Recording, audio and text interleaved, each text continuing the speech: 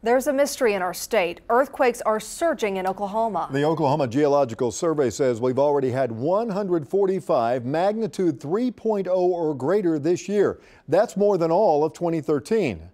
Most come without any warning, so we got to thinking, is there a way to know an earthquake's coming ahead of time? I traveled to Southern California where seismologists are forecasting earthquakes.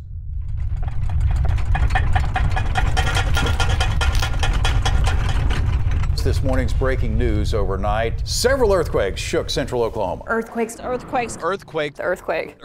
They're a constant part of our weekly and sometimes daily reports. Well, the best chance of rain and storms this evening. In the same way we forecast the weather, can we forecast earthquakes? Dr. Thomas Jordan with the Southern California Earthquake Center is trying to figure that out. We look at each of those faults and ask the question, how active is it? How big an earthquake can it produce? How frequently will it produce earthquakes?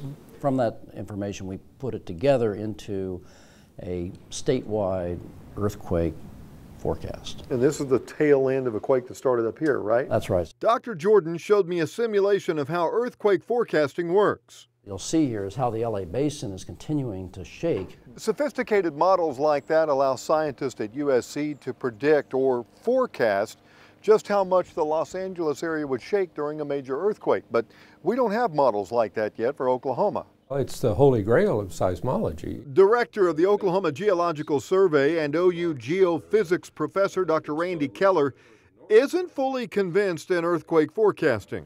Tomorrow probably don't have any earthquakes coming, but look out for next week, and that kind of forecasting is not with us at this point. What is your hope for earthquake forecasting in our lifetime? Our forecasting models are not bad in terms of predicting where and how big the earthquakes might be, and we even know something about how frequently they occur. But we can't say when they're going to occur. Dr. Jordan says forecasting Oklahoma earthquakes is a completely different proposition because he believes they're man-made.